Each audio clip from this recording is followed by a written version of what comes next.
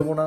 যেমন একটা পুতুল কিংবা ফুল সে নিজের বলে দাবি করে, যেন পুতুল বা ফুলের মধ্যে তার জগৎটা রয়ে গেছে, মানে মনে হয় শুধুমাত্র একটা পুতুল বা ফুলের মধ্যে তার পুরো জগৎটা আছে, সেটা সে নিজের বলে সেটা দাবি করে সবসময়। 100 টাকার বদলে সেই ঢাকনাটা ছাড়তে চায় না, মানে আমি তাকে যদি বলি যে 100 টাকা দিয়ে ঢাকনাটা দিতে, তবুও সে ঢাকনাটা দেবে না, কারণ ওটা ওর, ওর কাছে ওটাই ওটা ওর সম্পত্তি, ওর বাচ্চার কাছে, মানে শৈশবে একটা শিশুর কাছে।